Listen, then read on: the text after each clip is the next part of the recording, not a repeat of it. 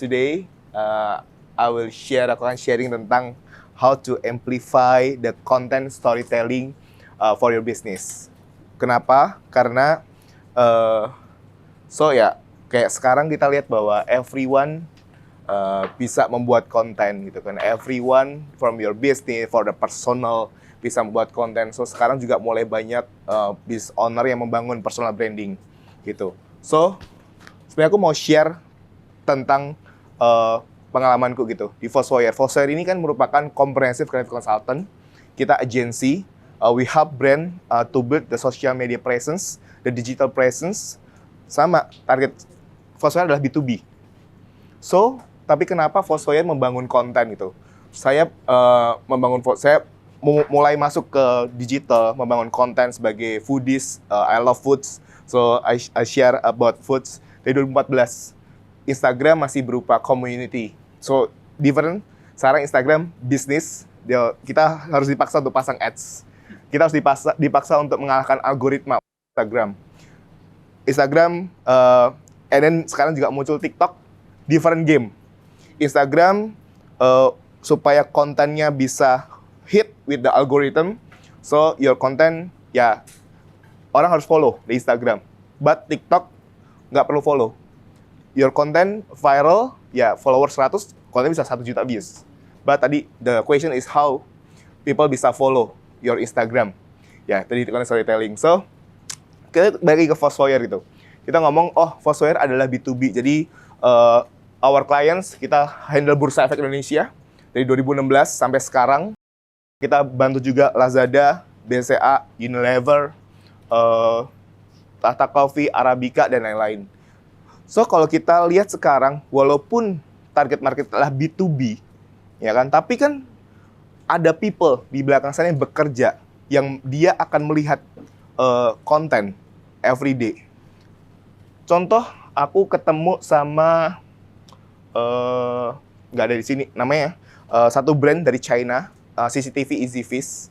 So, Foursquare ini kan juga membangun konten. Kita membangun konten di sosial media. Jadi kalau misalnya kita ketemu sama teman-teman sama agensi, tahu Foursquare nggak? Oh, itu agensi yang membangun konten ya. Aku suka loh lihat kontennya Foursquare karena aku suka dapat insight dari memberikan knowledge kan. So, kita bisa lebih dikenal dan diingat sama orang-orang. So, the most important adalah ketika kita membangun konten, awareness-nya naik, foundernya dilihat sama banyak orang, dan kita, aku tahu nih Foursquare gitu. Aku tahu nih Eddie dan William dan lain-lain. So, tadi kalau misalnya kita ngomong bahwa membangun konten sosial media nggak cuman di Instagram atau di TikTok. So, kita bisa memanfaatkan LinkedIn. LinkedIn itu juga bisa kita gunakan sebagai sarana kita untuk branding. Dan di LinkedIn lebih enak karena algoritma LinkedIn itu mirip seperti Facebook. Jadi if you likes, itu akan masuk ke kalian, atau kalian share juga akan masuk ke timeline-nya kalian. So, sebenarnya banyak hal yang bisa kita kerjakan lewat konten. Apalagi kita lihat sosial media di Indonesia, welcome to Indonesia. Ini based on data bahwa orang-orang menggunakan internet sehari cukup lama 7 jam. Ini kalau kalian suka muncul nggak? Kalian menggunakan sosial media berapa jam sehari? Biasanya kalau kalian muncul berapa jam Mas sehari? Honestly, aku paling jarang buka sosial media. Bertolak belakang sama istri saya. Istrinya LinkedIn. Ya mungkin kadang kan. Oke. Kita lihat satu dan lain. Instagram, TikTok itu hampir jarang banget karena nggak ke handle. Oke. Mau nyari barang aja. Mau nyari barang. Oke. Nah, kita udah masuk ke habits orang Indonesia. Mereka scrolling the Instagram, scrolling the TikTok gitu kan. Bagaimana cara membuat konten kita bisa dilihat sama orang. Karena kan gini, the algorithm of TikTok and Instagram Reels adalah konten kalian itu ditonton sampai habis, ditonton sampai selesai, and then ditonton berulang kali supaya kontennya FYP. So, if your content just scroll, ya udah pasti nggak FYP. udah pasti kontennya tidak akan viral. Nanti kita akan belajar storytelling di belakang gitu. Dan kalau kita lihat, ya kan, tadi sosial media gue ini buat apa sih? Untuk mencari hiburan. Waduh, udah dari kantor capek cari hiburan. So, terhubung sama keluarga, cari apa yang lagi trending, apa yang lagi hype gitu. Dan ketika sekarang kan, kalau kita target marketnya, misalnya contoh nih, Foursquare, kita target marketnya adalah B2B. B2B berarti yang either business owner-nya atau manajernya. So, kadang ketika kita keluarkan portfolio gitu kan, itu nggak mungkin cuma portfolio aja. Kita harus ceritakan kenapa hal itu terjadi untuk menunjukkan kredibilitas kita, untuk menunjukkan expertise-nya kita, sehingga orang akan, oke, I will use Foursquare untuk membantu bisnis saya. Gitu. Itulah kenapa pentingnya storytelling. Dan sekarang, zaman now, ya, orang kan nggak googling. Coba nih, ada yang Gen Z ya di sini? Ya kan? Orang Gen Z, orang cari rekomendasi coffee shop di Surabaya lewat TikTok. Keluar tuh Loka Hands, ya kan? Keluar Droll Bakery yang lagi labubu gitu kan. Terus, and then, orang cari informasi everything in TikTok, in Instagram. Why gitu? Karena TikTok menggunakan AI, so dari konten yang dihasilkan, AI-nya tuh membaca wording yang ada di video sama di caption dan di VO. So itu akan mempermudah kita ketika mungkin di TikTok ya, keluar nih misalnya cafe Instagramable Jakarta, terus muncul tuh pilihannya Jakarta Pusat, Jakarta mana, diklik lagi Jakarta Selatan, muncul lagi Menteng atau di mana gitu. So itu yang sering terjadi gitu. Dari keywords, makanya dari storytelling itu pentingnya adalah keywords. Which keywords yang akan kita pakai to fit the target market.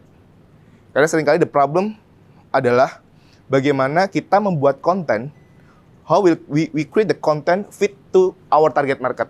Karena kita nggak bisa hit ke semua orang. Jadi contoh target market kita adalah business owner, target market kita adalah manager, apa yang fit sama mereka.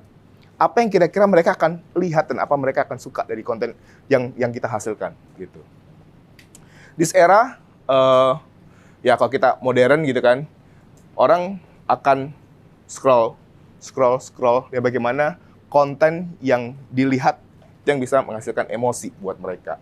Contoh, ini brand Audi, brand mobil, mereka udah nggak bikin manual books. Orang udah malas baca. Jadi mereka membuat storytelling yang ketika baca, oh ya kan kita lahir dari cerita rakyat, kita baca dongeng, kita suka baca novel dan buku. Kalau baca manual book kan boring ya. Dia bikin storytelling supaya orang-orang itu mudah untuk tahu bagaimana. So, bagaimana storytellingnya? How to be a storyteller? Sebenarnya ini hal penting gitu kan. Everyone has a different preference about the contents. So, how we can create the content that fit to our target market. So, ini aku mau kasih beberapa sampel, beberapa contoh. Ini karyaku pas aku umur 3 tahun. Jadi hari ini aku lagi beberes dan aku ketemu satu folder ini. Isinya itu semua karya-karya masa kecil aku, guys. Serius sih guys, ini dulu parah banget. Sekalian lihat nilai aku nggak pernah di atas B+. Sedih banget. Gak apa-apa. Jadi hari ini aku pengen coba remake ulang karyanya. Aku mau nunjukin aku bisa naikin nilai aku. Nah ini udah banyak banget, tapi aku pengen coba bikin yang ini dulu nih guys. Yang penting pede, let's go. Oke, ini karya yang pertama. Untuk warnanya dia bahkan biru kuning ungu gitu. Jadi aku mau tetap ikutin biar nggak terlalu beda jauh lah ya. Ini buntutnya. Oh ya guys, ini kan dibikin sama jari aku pas umur 3 tahun. Sekarang aku mau bikin pakai jari aku. Fokus. Yup, gini. Lanjut ikan kedua. Pakai teknik yang sama. Sini. Tambahin mata, sirip. Kalian siap? Tada! Yap, naik lah ya nilainya. Ini yang dulu dan ini yang sekarang. Next bikin yang mana ya? Jangan lupa follow dan komen. Iya, itu contoh konten storytelling. Tapi nggak cuma storytelling yang aku mau bahas itu. Jadi dia membawa cerita dia saat ini nostalgic ke umur 3 tahun.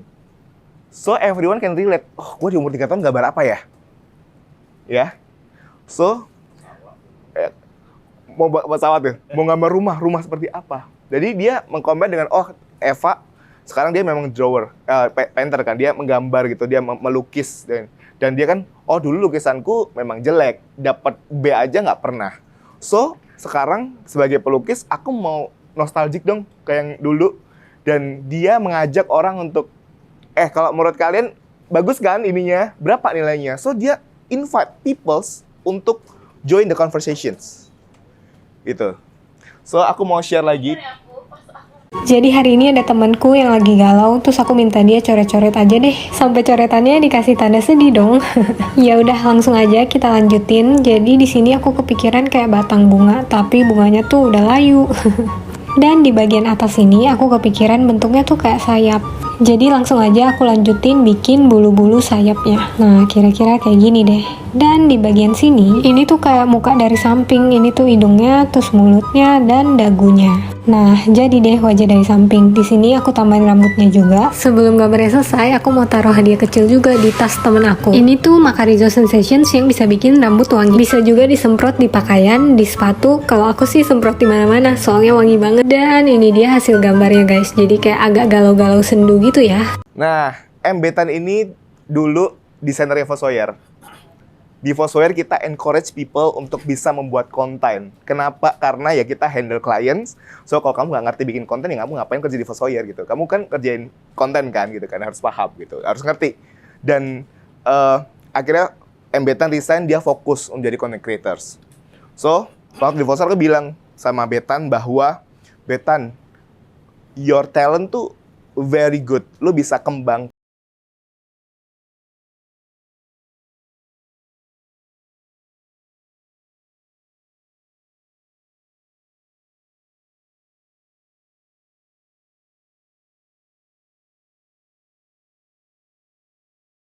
Bagaimana untuk mendapatkan hasil seperti itu.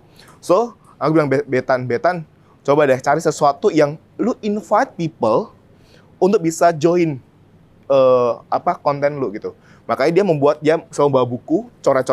Kayak dia di Indomaret, coba coret dong, dia gambar. Dan di situ kan juga dia di tengah-tengah dikasih ada iklan ya, hair mask tadi kan.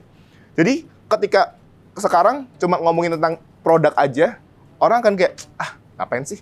Stop deh. So karena proses itu orang nonton di tengah, terus nggak sadar ada muncul produk. Tapi kan dia nanggung ya, mau lihat hasilnya gimana. Ya mau nggak mau nonton. So that's storytelling. Bisa jualan produk, possible banget, tapi depan harus diapain supaya ada hook-nya. Orang mau nonton. Orang mau, bagus ya, ini yang aku cari ya. Walaupun kadang-kadang kalian jualan. Ini pun selalu kan di Fossoyer juga kita membangun konten. Kita juga punya IP baru namanya Kumpul Leaders, dan kita jual produk juga di situ. Pembelajarannya adalah ketika kalian jual produk, and then jual satu poster doang, and then lu jual, nih produknya nih, lu beli diskon. Impression selalu rendah. People don't care. Tapi kalau kalian jual produk, and then di depan dikemas dalam sebuah storytelling, ada cerita dulu, pengalaman seperti ini, tengah jual produk gitu, orang jadi tetap nonton, impressionnya paling bagus. Bener-bener kayak beda banget, satu lowest impression, satu lagi highest impression. It's really different. So harus paham bagaimana kita bisa mengemas sesuatu yang itu jadi produk kita yang kita jual. Dan yang kan kita seringkali kan sekarang kayak, ini sebagai B2B ya, saya ngetok pintu tuh capek. Ngetok pintu, apalagi agensi nih, kerjaannya ngetok pintu, ketemu klien, dapat brief, bikin pitching deck 2 minggu, and then pitching deck dibikin, kita compete with other agency, capek. Nah, tapi seringkali ketika kita membangun konten, kita membuat storytelling yang menarik di sosial media, itu menghasilkan leads. Ini experience dari Fossoyer juga, kita dari 2016 sampai tahun 2023, kita tuh nggak pernah punya orang sales. Kita berangkat dari konten. Baru 2023, kayaknya seru nih kalau punya orang sales nih, biar makin gede nih jualannya. Baru kita masukin orang sales, sampai sekarang, 2024. Tapi masih banyak nih yang masuk dari sosial media, gitu. Dan tadi kan kita ngomong konsistensi in social media. Kita nggak perlu upload every day. Gitu, kita nggak perlu upload setiap hari kok. TikTok itu, orang TikTok bilang bahwa konsistensi kamu seminggu 3 kali oke. Instagram juga sama, oke. But tadi, quality content. Which content is fit with our target market. Cerita apa yang relate sama problemnya mereka. So, kita perlu tahu. Tadi, punya agensi ya Mas ya? Namanya apa? Planaria Studio. Kalau aku lihat kan, kliennya ada Netflix, ada macam-macam yang bikin ini ya, kontennya gitu kan. Terus, and then, kita pelajarin siapa target market kita. oh target market kita itu kalau jadi avatar tuh dia sukanya apa, ininya apa yang mereka butuhkan. So ketika ngepost konten di Planaria, nggak cuman produknya aja. So ini loh, lo tuh butuh gue karena gue tuh bisa ini. Itu yang diceritakan sehingga relate dengan apa yang audiens butuhkan. Oke, itu sebenarnya tetap bagi subjektif. Makanya perlu A/B testing.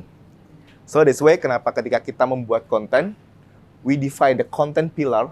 Oh, I want to share the educations. I want to share about the product. I want to share about the lifestyle or trend-checking product. So, ya, itu di A/B testing sampai akhirnya kita ketemu. Itu juga dilakukan sama Humans. Tahu Humans, the perfume from Indonesia. The Humans kan foundernya cerita bahwa, oh dia sehari ngupload, sebulan upload 50 konten. Mungkin sehari bisa 2-3 kali dua konten, 3 konten. Sampai dia menemukan, oh, the formula yang cocok dengan audiens mereka tuh ini. So, biasanya kalau kalian lihat Humans, kontennya very storytelling, right? Yang ditargetin apa? Emotionnya. Karena menggunakan perfume ya just product. Lu kalau ngomong produk, apa sih konten yang mau lu bikin? Bingung kan? Tapi kalau kita ngomong product with the humans as emotions, itu yang dibangun. Oh, orang itu kalau lifestyle-nya seperti ini. Apa sih yang mereka butuhkan? It's every product ke sana. Aku kasih contoh lagi satu. Wah, ini gimana caranya? Jadi ceritanya 2 Juni lalu aku ulang tahun dan aku dikirimin banyak kue. Sampai suatu saat dikirimin kue yang bisa dilukis, jadi kita lukis aja. Jujur, gak tahu hasilnya kayak gimana, tapi nontonin aja deh sampai akhir. Banyak banget kue di rumah, jadi kayak mabok kue gitu, tapi oke, kita langsung lukis aja karena RK pelukis kerjaannya ya cuma ngelukis aja. Nah, baru mulai. Kita lanjut aja lah ya. Ini udah kayak profesional gitu ceritanya, bro. Profesional kayak seret-seret gitu. Tapi tidak, guys. Udah mulai iseng-iseng karena bingung, tapi kalian harus lihat endingnya. Oke, gak apa-apa, kita ulang lagi dari awal. Dan kita mulai piping-piping dikit, ini udah mulai kelihatan ada bunga di sini. Setelah beberapa lama, ini dia hasilnya. Wuhuu! Ini udah jadi, gimana menurut kalian? Aku sendiri suka karena ini warna-warni gitu jatuhnya. Kurangnya cuma warna putih tapi nggak apa-apa. Aku kepengen kalian buat challenge aku segila mungkin biar makin seru. Kapan-kapan lagi. Nah, jadi storytelling dibangun. Ya, sebenarnya bisa dibikin, kan banyak tuh. Yang penting kan gini, sebenarnya kalau ketika kamu buat konten, tahu target marketnya siapa, and then problemnya apa. Contoh kita ngomong dari financial industry lah, gitu kan. Sekarang kan mungkin problemnya adalah, orang pinjol buat merit. Tapi meritnya mau mewah, gede-gedean, terus akhirnya nggak bisa bayar pinjolnya setelah merit. Itu kan dari real problem yang apakah dihadapi sama banyak orang, mungkin dihadapi. Tapi buat dia kan belum tentu kan, dia ngarang aja cerita dia dengan apa yang dia tahu, and then, yang penting relate sama mereka gitu. So itu yang bisa kena lah. Terus the next adalah aku dari storytelling ya. Aku pernah membuat konten di TikTok viral 1 juta views. Itu aku cuma makan di IKEA. Tapi aku bikin konten gini. Aku membuat cerita yang kenapa sih orang ke IKEA kok pesannya Swedish meatball? Padahal rasanya biasa aja ya. Oke?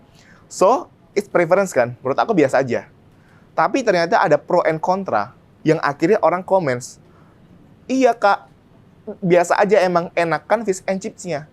Oh enakan ayam taliwangnya. Tapi yang pro kayak, yang ini, enggak kok lidah lu aja yang salah. So the pro kontra itu yang kita butuhkan to boost the contents. Kalau kalian nonton di Netflix ada The Influencers, ya kan? Dia bilang bahwa good or bad comments is still impressions, right? Masih engagement. Nah, tapi kan ya kita brand kita mana yang mau kita angkat. Nah, makanya kalau di aku secara pribadi membuat konten, aku suka mengambil area abu-abu yang bisa diperdebatkan sama orang-orang sehingga konten bisa naik. Nah, ini yang kami pelajarin dan kami alamin di Foursquare. Kalau fokus on your product only, itu akan stuck. Tapi kalau fokus with your target audience, itu akan banyak problemnya. Karena manusia dinamis. So, misalnya contoh tadi terkait tentang bikin desain ya, apa sih Planaria itu bikin video gitu kan. Kan cari video untuk satu project kan dia research kan. Oh ini kenapa gini, kenapa itu. Nah itu tuh di breakdown lagi jadi problem satu-satu gitu. Kalau di sosial media jangan membahas satu konten 10 problem. No. Satu konten itu harus satu problem aja. Sehingga karena kan cepat tadi kan. Orang nonton 30 second, 15 second gitu kan. Sosial media adalah solusi dari problem yang dihadapi sama audience. Jadi satu konten, satu problem, ya solusinya ini. Problem ini, solusi ini. Jadi 50 tadi dari problem banyak dibedah-bedah, Mbak. Jadi banyak konten. Nah, kok bisa kepikiran seperti itu gitu? Biasanya problemnya seperti apa? Biasanya dari referensi. Kita catat dulu, kita mapping, ini kita bedah jadi konten ini, baru kita tentukan pilarnya, baru kita turunin satu-satu gitu. Terus kita ngobrol gitu kan, ngobrol, oh bisa jadi konten ya, jadikan konten. Gitu. Nah, baik lagi, jangan fokus on product. Ya, baik lagi kan karena kita jualan.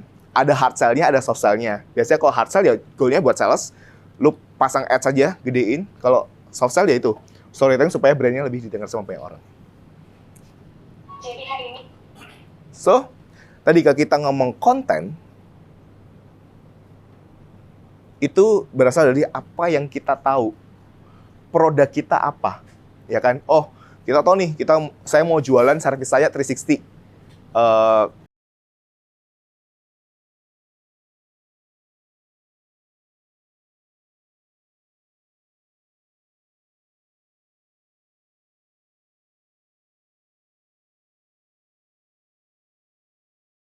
Kamu bikin konten cuma, oh ini loh, aku bikin konten buat bursa efek gitu. Orang nggak peduli sih. Karena orang nggak tahu behind story-nya apa membuat itu. Nah, jadi akan jadi solution. Jadi storytelling yang paling penting adalah membuat attention sama menimbulkan emotion dari orang-orang itu. Dari audiensnya kita. Sampai ketika, kan sering kali ya, teman-teman di sini kan kalau lihat konten kayak, ini gue banget nih. Atau ini teman gue banget nih, akhirnya kalian share kontennya. Itu yang dibutuhkan, attention dan si emotion ini. The basic formula, ini aku kasih basic formula, biasanya kan ketika kami membuat konten, ya pasti ada AIDA ya, attention-nya apa, interest-nya apa, detail, and action-nya bagaimana. So kita mulai dari, kalau di Fossoyer, kita harus mulai dari problem. Problem itu biasanya hook di depan, struggle, takeaways, and benefit berupa call to action. Gitu. Contoh, kalian nonton film Squid Game di Netflix, oke? Squid Game. Apa yang membuat, itu kan cerita cuma kayak lu utang, terus lu harus bayar. Bener nggak? Apa yang membuat kalian nonton sampai habis? Challenge ini kan, challenge, oh dia berhasil. Oh challenge berhasil. That's name the struggle. Itu yang dirasakan sama orang. Gitu. Jadi hooknya apa? Hooknya jadi kan problem jadi hooknya, oh ini loh problemnya ini gitu.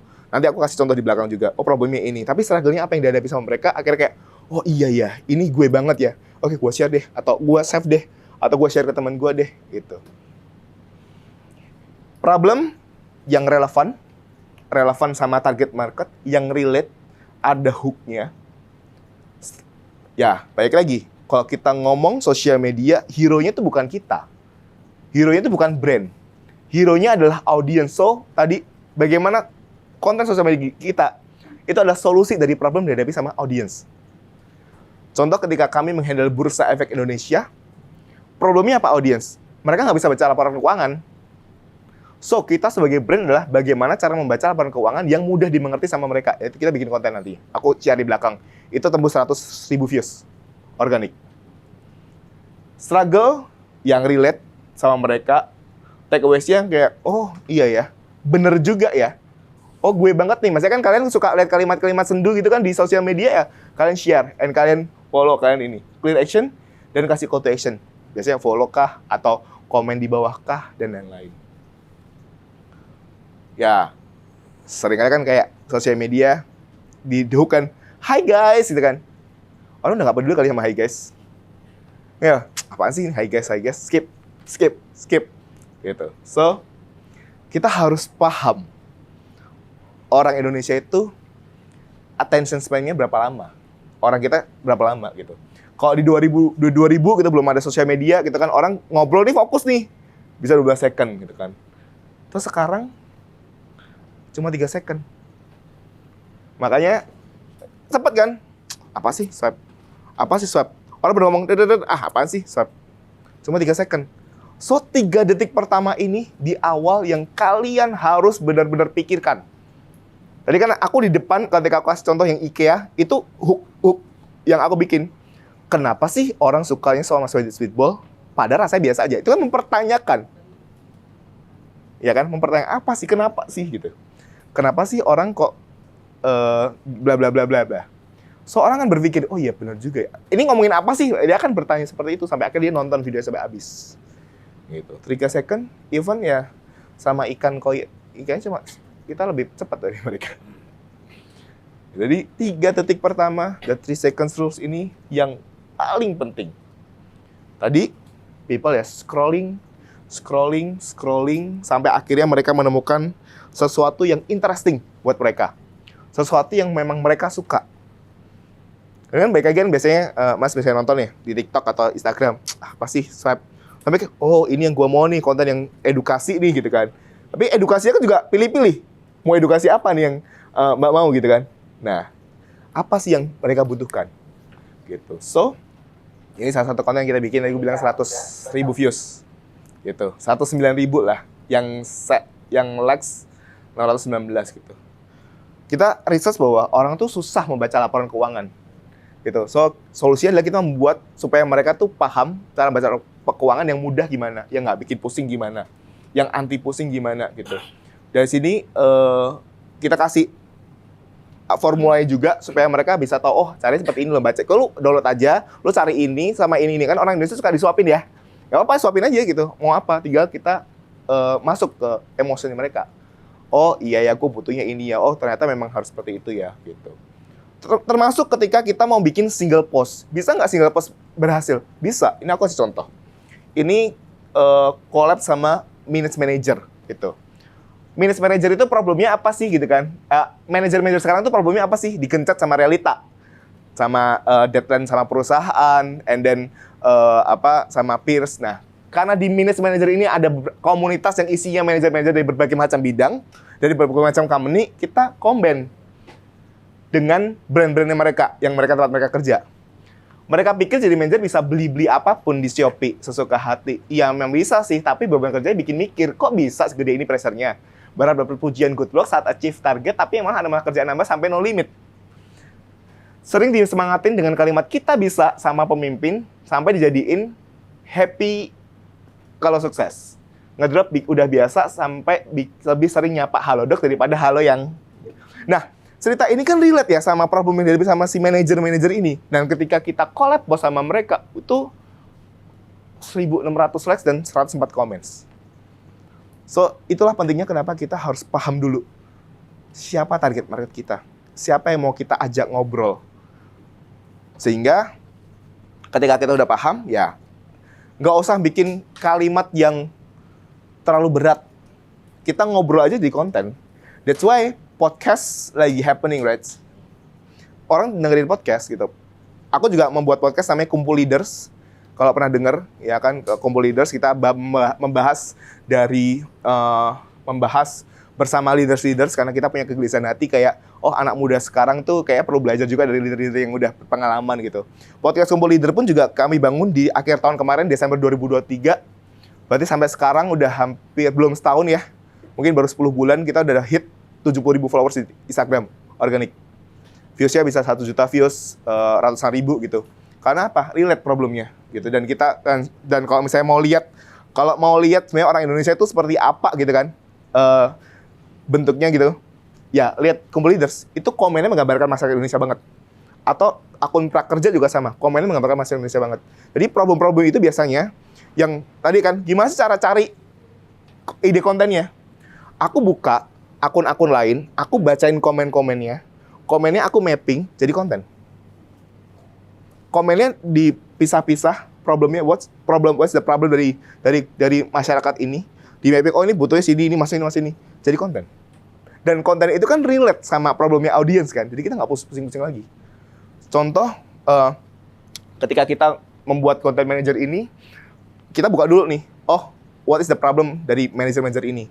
Problemnya pasti dikencat atasan lah, apalah, susah inilah, susah itulah, hidup berliku-liku lah, udah capek lah, tapi nggak dikasih appreciate dan lain-lain. So, itu yang kita jadikan konten sehingga ketika mereka relate, aku lupa ini share-nya berapa ya, harusnya gede banget share-nya. Gitu. So, tadi 3 seconds rules-nya adalah bagaimana ketika di 3 detik pertama udah pasti ketika kita lihat kontennya kayak, bener juga ya. Ah iya nih gue banget nih gitu kan. Ah iya gue share gitu. Kasih teks yang jelas gitu kan. Terus struggle-nya harus real, kayak tonton sampai akhir ya biar kamu makin paham soal saham. Even hashtag paham soal saham pun juga kami munculkan, kita propose ke bursa gitu bahwa sekarang kan your problem ada orang nggak ngerti saham. Ya kan, tapi kan kenapa orang nggak ngerti saham gitu kan? Karena ya mereka nggak mau baca. Ya kita membuat konten yang mudah dipahami sama mereka. Dengan paham soal saham, dengan rima yang itu, ya konten ini kan jadi hero-nya bursa untuk ngajarin mereka dengan versi yang lebih mudah dipahami. Jangan sampai bursa, ya kan bursa sebagai, ya kalian udah terlalu lama di industrinya gitu kan, buat kalian biasa aja, buat orang tuh nggak ngerti gitu. Itu yang kita propose ke bursa di pertama bekerja sama bursa, pahami audiensnya. Lu bursa, kontennya berupa grafik, berupa angka. Ya saya kok desainer emang paham grafik sama angka? Nggak ngerti gitu. Tapi ketika kita buat sebuah cerita, Mas, kamu bangun pagi, mandi, pakai giginya pakai apa? Pepsodent. Ada sahamnya nggak? Ada, UNVR. Terus mandi pakai Toto. Ada saham nggak? Ada Toto. Selesai mandi, pakai baju Zara. Ada sahamnya nggak? Ada. Lu ke kantor, lu suka beli Starbucks nggak? Sehari minum Starbucks berapa kali? Kamu nggak mau punya perusahaannya aja dengan lu beli Starbucks itu. So itu yang kita bangun di awal sama bursa sampai akhirnya membuka mata orang, yaitu sebelum financial influencer muncul ya, membuka mata orang bahwa saham itu di sekitar kita loh, saham itu ada loh nah itu yang perlu dibangun, yang akhirnya hal itu akan menjadi konten yang akan kalian bikin. Takeaways-nya apa, benefit-nya apa. Kalau di TikTok, perhatikan juga, TikTok kan udah punya SEO ya untuk AI-nya ya. Jadi mau kata-kata apa yang sering dicari sama orang, termasuk di YouTube juga sama. YouTube juga kata-kata apa sih yang suka di-googling sama orang, DIY apalah gitu-gitu, leaders lah. Jadi itu penting. Jadi ketika kata-kata itu di-googling sama orang, diperhatikan sama orang, kata-kata itu jadi apa yang mau kita jual, ya udah ketika search di TikTok pasti kita muncul. Di situ. Headline harus bold. Ini bahasanya sebenarnya bukan ya controversial questions, tapi kan tadi gue bilang kan bisa dibandingkan. Gitu. Hyper target. Jadi tadi kan bold question, cara baca laporan keuangan anti pusing gitu kan. Kalau kontroversi kan biasanya kan orang-orang money budget itu nggak penting deh, yang suka kayak gitu kan. Money budget itu nggak penting. Kayak my friend ada namanya Shelly, dia fitness influencer, healthy influencer. Dia bikin kayak ngitung kalori itu nggak penting. Ngitung kalori itu salah gitu. Yang dia ini kan dia harus water fasting, harus apa. Ya, ada pro kontra di situ. Atau ya biasanya hyper target. Investasi terbaik untuk orang yang gajinya 5 juta per bulan gitu kan. Kan banyak nih problem. Nah, kita keluarin angka, keluarin 5 juta, gaji berapa, itu orang Indonesia kemakan dengan hal seperti itu. Makanya kan sering banget muncul kan, 100 juta pertama di umur 25 tahun gitu kan. Apalagi mimpi-mimpi anak-anak muda ini kan, wah gimana dapat duit 100 juta ya, gue ngejar sama realita, dipotong tapera, macam-macam itu. Hal-hal seperti itu yang kita harus paham. Gitu. So, ini last dari aku, nanti mungkin habis ini kita bisa tanya jawab, bisa ngobrol, problemnya apa gitu. Cepat juga ya. So, how to make it viral? Pertama, social currency. Apa sih yang lagi happening sekarang? Apa sih yang lagi orang omongin sekarang? Apa sih? That's why, kenapa film Home Sweet Loan bisa viral? Kan dia mau bahas tapera. Lagi happening sekarang. Ya kan? Kenapa Kaluna diperbincangkan? Jadi spoiler gak apa ya? Diperbincangkan sama banyak orang. Problemnya real. Keluarga Indonesia itu kan kayak gitu kan. Real banget kalau kalian nonton kayak, bener nih keluarga Indonesia nih. Triggers bisa mengajak orang, persuasif gitu kan. Bener juga ya. Yuk kita ini yuk itu yuk. Emotions itu paling penting kan. Kita pahamin audiens kita. Emosinya, menyampaikan emosinya bagaimana. Public, hal yang udah diketahui sama public. Practical value, ada hal yang mereka kayak kita kasih buat mereka, kan ngitung per seperti apa, dan mereka suka kayak gimana gitu. Caranya itu harus seperti A, B, C, D, E loh. Ada rumusnya 1, 2, 3, 4, 5 gitu. So, storytelling, stories. Tadi belajar dari Embetan itu yang tadi my designer Rivos Foyer akhirnya jadi content creator. Sekarang followersnya udah 500.000 di TikTok gitu kan. Dia belajar gitu, bagaimana aku bilang sama Embetan juga bahwa, Betan, cari sesuatu yang itu tadi bisa mengajak orang, bisa ngasih emosi ke orang, bisa ngasih cerita ke orang. Makanya sekarang pun juga banyak konten-konten yang simple, bentuknya cuma jalan-jalan doang di Jakarta, gitu kan. Terus di MRT, naik kereta, tapi kok cerita itu yang kena sama kita gitu. Dikasih lagunya Sal Priadi gitu kan. So that's ya itu kan nanti jadi sebuah satu kesatuan dari cerita. Ini ada satu-satu di belakang. Satu kesatuan cerita yang akhirnya membuat orang kayak masuk ke dalam emosi yang mau kita bangun. Gitu. The last slide. Elemen konten. Tadi kita ngomong paling penting hooking openingnya. 3 detik pertama. Very important.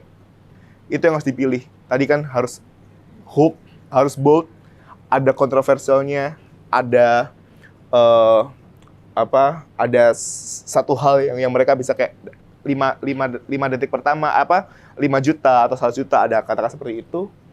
Ditambah dengan konten, flow-nya bagaimana, struggle-nya apa dari episode mereka, itu paling penting. Terus audio juga sekarang mulai ya, background musik tuh tipis aja, jangan berantem sama VO-nya. Tipis aja untuk jadi itu. Mungkin pakai lagu-lagu happening sekarang, EPT-nya Rossi lagi naik gitu kan.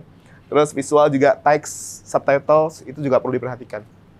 So, kalau kita ngomong storytelling, kata kuncinya adalah bagaimana kita membangun emosi ke audience.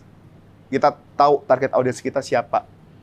Gitu. Ketika kita tahu target siapa, membangun emosinya, membangun kedekatan sama mereka, sehingga kontennya market fit. Apakah semua tren harus diikutin? Belum tentu. Kalau nggak cocok sama brand kamu, ngapain diikutin? Karena kan market nggak relate. Pertanyaan lagi biasanya adalah, apakah bentuknya harus berupa video? Video kan text time, Mas. Ngeditnya susah. Saya nggak punya waktu nih. Malas kan? Aku pribadi membuat konten cuma berupa notes-notes aja di Apple, dari pemikiranku gitu kan. Terus aku screenshot, masukin ke Instagram. 1000 views, 1000 likes gitu. Karena problemnya apa? Real. Sempat aku bikin satu konten ngomongin tentang, kalian tahu nggak sih, teman-teman kalian followers 1000 itu juga dibayar sama brand loh, untuk mempromosiin brand kalian, itu namanya nano influencer. Kan nggak semua orang tahu tuh.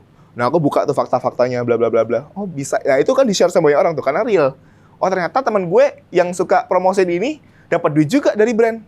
Dengan affiliate marketing lah, dengan apa, dengan dibayar sama brand lah. Karena brand sekarang kan, ya kita sebagai agensi kan mungkin paham ya, maksudnya kayak itu cost-nya gede loh, bayar influencer segede itu gitu kan. Mau bayar makro, mikro, kita pakai nano aja banyak. Murah, nano, dikasih produknya juga happy. That's why itu yang dilakukan sama TikTok. TikTok kan ada affiliates, dan TikTok tuh bisa, nah ini gue kasih, kalau suka belanja nih Mas, istrinya gitu kan. TikTok tuh bisa ngasih beberapa brand yang mereka ngasih sampel produk. Lu bisa request sampel produk, dan cuma lu diminta di review aja di TikTok, kelar. Dan itu my team juga melakukan hal gitu tuh. Kok aku dapat gini nih dari brand ini, brand itu, kayak banyak banget tuh. Kan gue tinggal minta sampel, gue bikin konten selesai. Ya nah, sekarang tuh Gen Z tuh kalau mau minta sampel skincare ya bisa tuh ke brand. So, itu yang dibangun. So, content marketing. So, itu yang aku share hari ini. Ini masih ada waktu, so maybe kita bisa diskusi what is your problem, apa yang bisa aku bantu, sulitannya di mana. Kalau ngomong konsistensi, gitu kan? Ya, mau nggak mau sih, business owner harus paham digital. Business owner harus paham membuat konten. Kenapa? Gitu kan? Kenapa harus paham gitu kan?